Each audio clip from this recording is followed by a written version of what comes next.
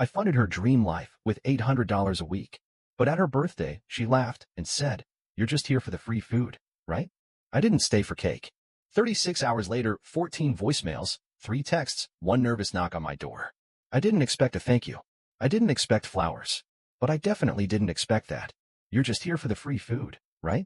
Ava said, loud enough for the whole rooftop to hear, her glittery champagne flute catching the light like she was accepting an award for pettiest human alive. Laughter exploded around her. Not the polite kind. The cruel kind, the kind that makes your skin crawl. I just stood there, holding the $200 gift I'd wrapped an hour earlier, wondering if anyone else at the table realized I was the one who paid for all this. My cousin Ava, my spoiled, picture-perfect, influencer wannabe cousin, looked me straight in the eye with that mocking smile I knew too well. And in that moment, she wasn't just laughing at me. She was erasing me. I waited for someone, anyone, to step in. Maybe her boyfriend. Maybe our Aunt Karen. But no one did. No one ever does. Instead, Ava just kept grinning like it was all a bit. Like I hadn't spent 11 months sending her $800 a week because she couldn't manage her finances after quitting her job to become a wellness content creator. I covered her rent, her utilities, groceries when she forgot her PIN, emergency vet bills for the dog she couldn't afford, spa days, the facial she got 2 days before this very party. I funded this entire party. Her Great Gatsby theme with the balloon arch, the rooftop DJ, the floral installation with her name in gold foil, even cupcakes she wouldn't let anyone eat until she'd posted a boomerang. And now I was the punchline. Just the cheap cousin in off-brand slacks with a modest gift card and a recycled envelope. Not Instagram-worthy. Not rich. Not relevant. Just a walking ATM in the background. I stood frozen, cupcake in hand, her laugh still ringing in my ears. Then I placed it down. Calm. Precise. Like I was setting down the final payment in a transaction I never agreed to. I didn't make a scene. I didn't throw a drink. I didn't say goodbye. I walked away. No one stopped me. Not even Ava, who once left me 6 voicemails in a row sobbing because she couldn't breathe from anxiety about a $193.47 phone bill. I paid it that same night. That was a month ago. No? She was laughing in my face like I was some pathetic fool who didn't realize I'd been used. I didn't stay for cake. And I didn't answer my phone the next day, or the one after that. But by hour 36, I had 14 voicemails, 3 texts, and then, just before midnight, a knock on my apartment door. Soft. Hesitant. Like the person on the other side wasn't sure if I'd even open it. They were right to be afraid. Because this time, I had nothing left to give, and more to say than ever before. It started with one temporary payment. 11 months later, I was bankrolling her lifestyle like I owed her something. She never said thank you, but she always remembered to send a Venmo request. It started with a phone call. "Hey, I know this is awkward, but I really need help with rent this month," Ava had said, her voice shaking just enough to sound genuine. "Just until I get a few more brand deals going. I swear I'll pay you back next week." That was 47 weeks ago. Spoiler, she never paid me back. Not once. Not even $5 for coffee. But at the time, I said yes. Why? Because was I just naive? Maybe. Because we're family? That's what I told myself. But really, it was guilt. Guilt is a dangerous thing.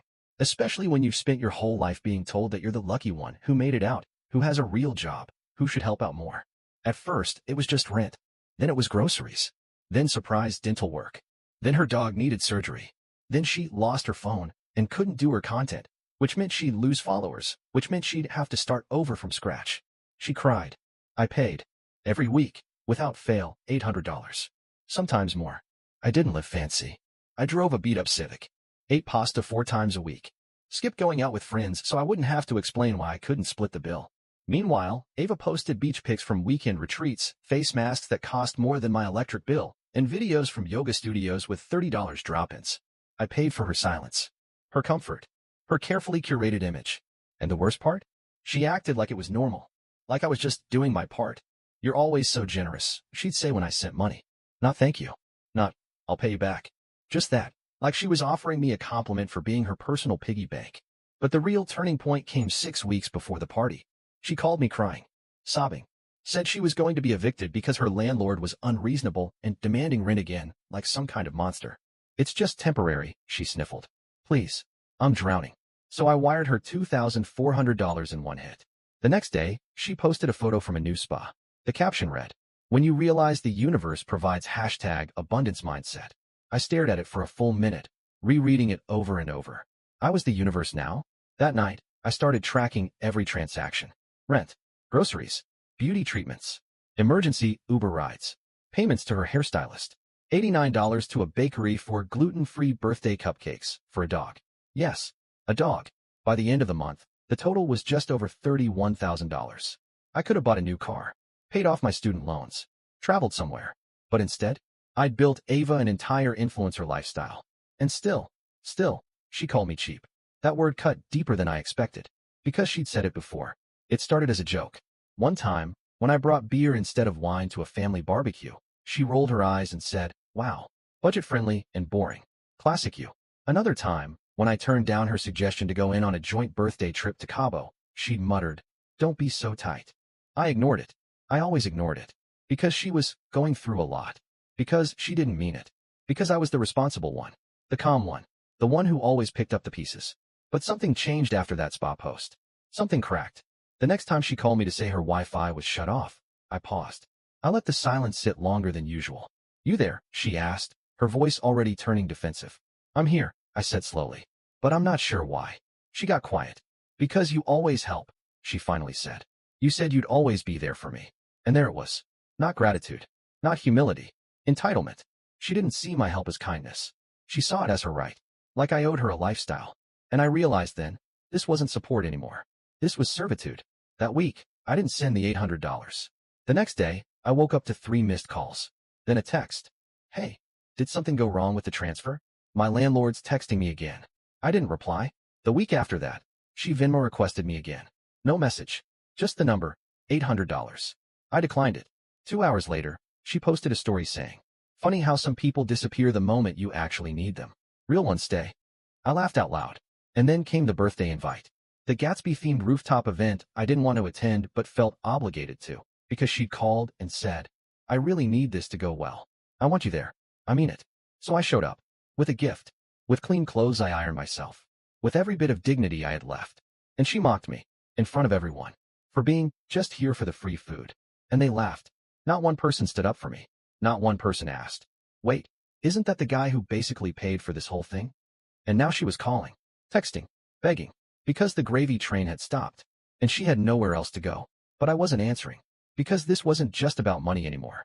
This was about how much of myself I'd sold off for the price of being accepted, and how done I was with the deal. When she showed up at my door in tears, I thought maybe, just maybe, she finally understood. Instead, she doubled down, and I burned the bridge myself. The knock came just before midnight. I ignored it the first time. Then came the second, quieter this time. Like whoever it was had lost the courage to follow through. I knew it was her. I waited. Then, "Please. I just need to talk." Ava. Same voice that once called me in the middle of the night because her Uber got lost and she didn't want to pay surge pricing. Same voice that begged me to help with rent. Same voice that called me cheap in front of 30 people while holding a glass of champagne I paid for. I opened the door, and there she was.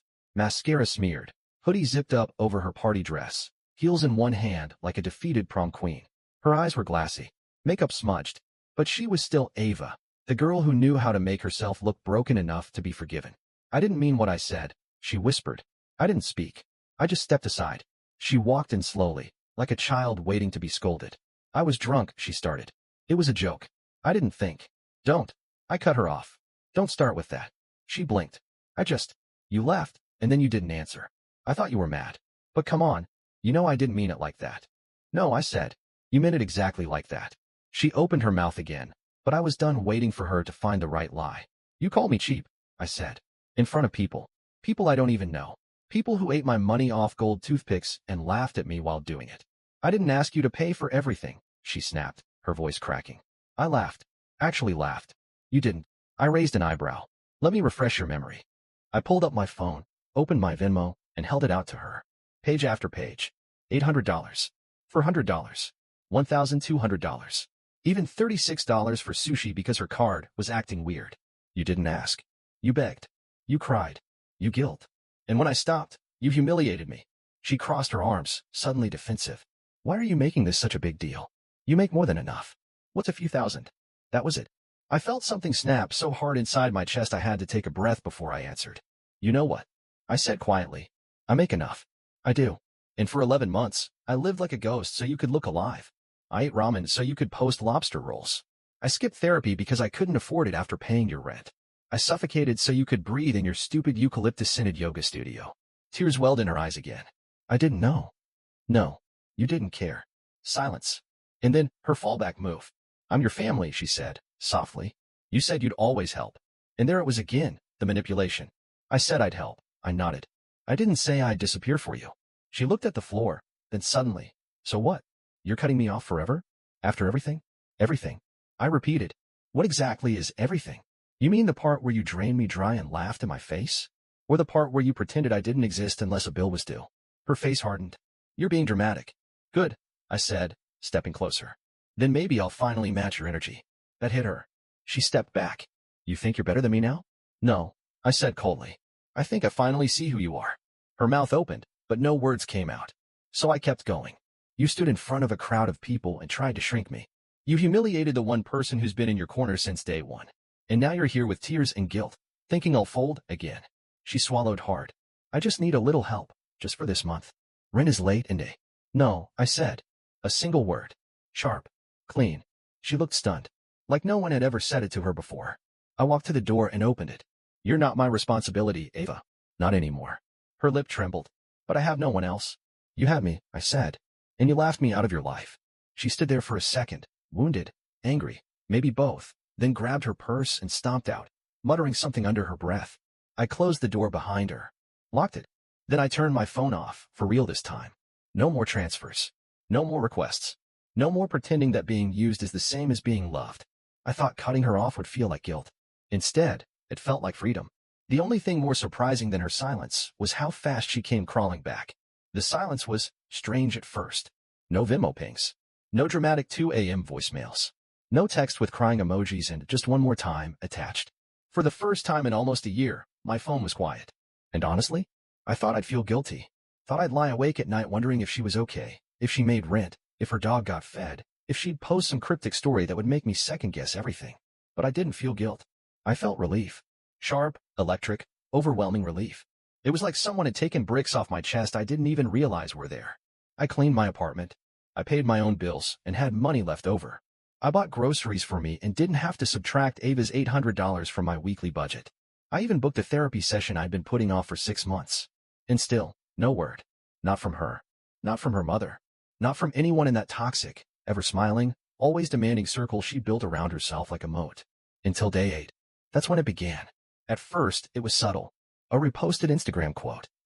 Cutting people off doesn't make you strong. It makes you heartless. Then a story of her crying, cropped just right to show smeared mascara and a plush blanket. Caption. Some people only love you when you're useful. I rolled my eyes so hard I thought I'd lose vision. Then came the text. Ava. I'm not gonna beg. But I'm hurting. And I thought we were better than this. I didn't reply. The next day, another. Ava. Just let me explain. Please. I need this to make sense. I can come over? Just talk? Still no reply. And then, of course, the escalation.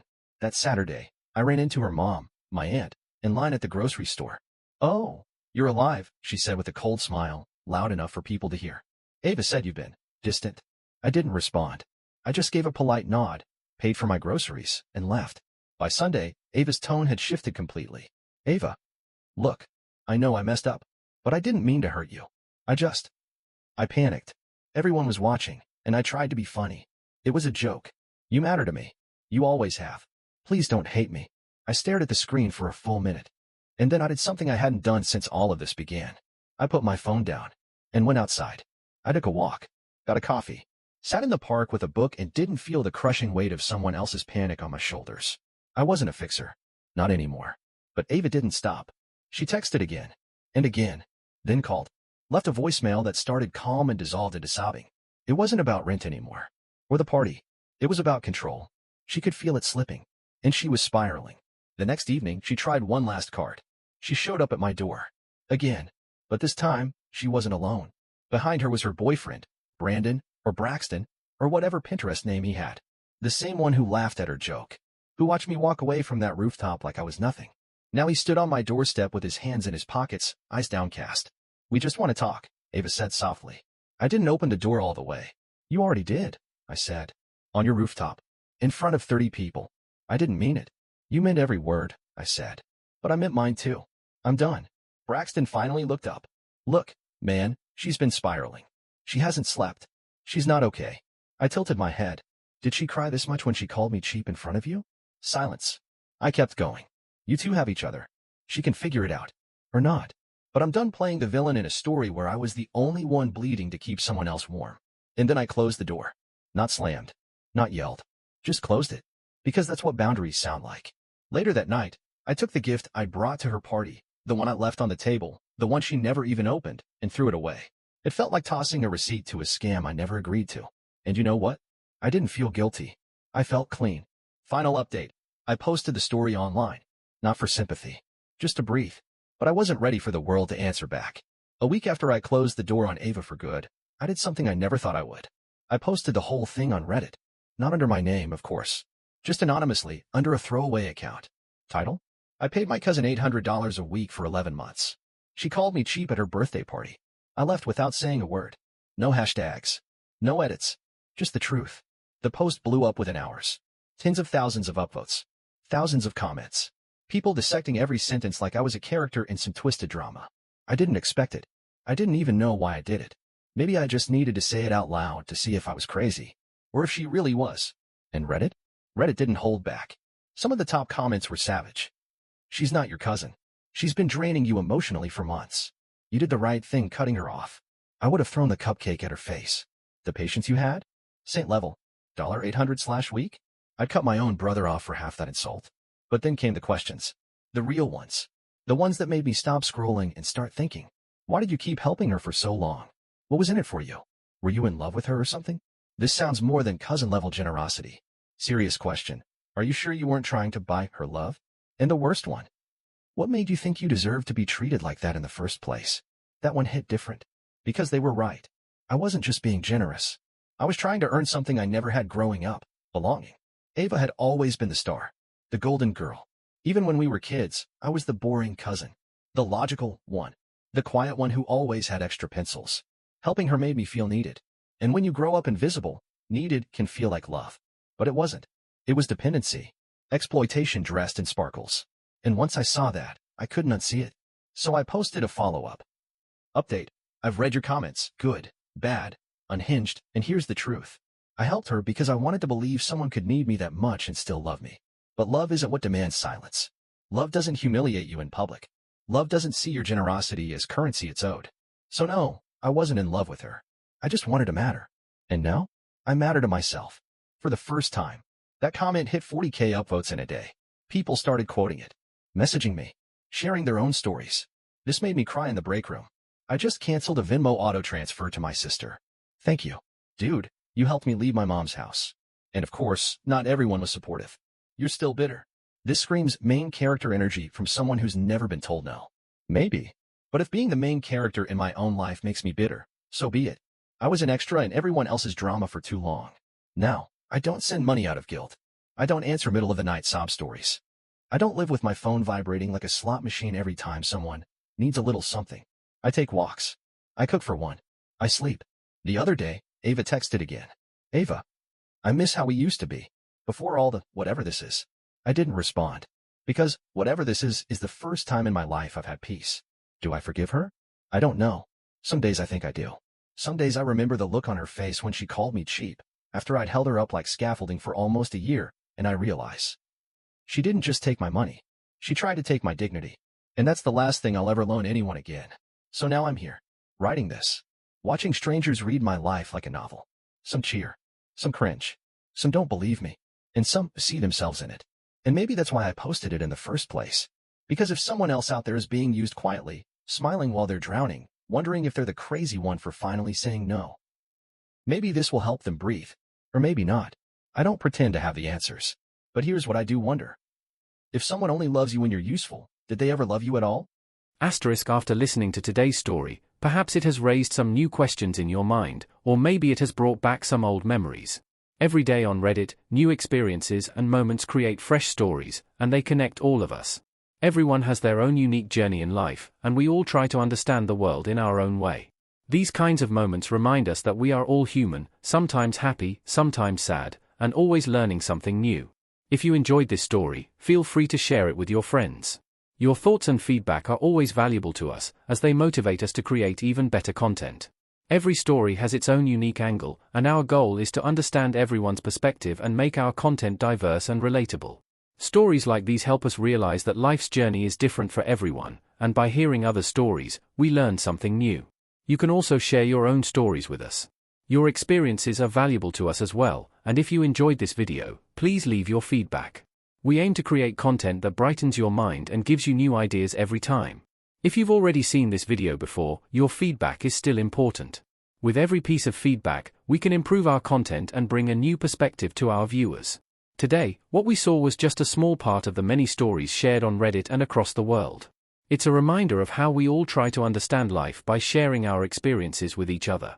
This video was only an example of how we try to connect with others through storytelling, learning about different sides of life. We hope to continue sharing such stories that help us all learn and grow together. Thank you for your time, and don't forget to keep an eye out for more stories coming soon. If you haven't already, please like and follow for more amazing content. Your support keeps us going, and we will strive to bring you more thought-provoking and heartwarming stories. Until next time, take care and stay curious. **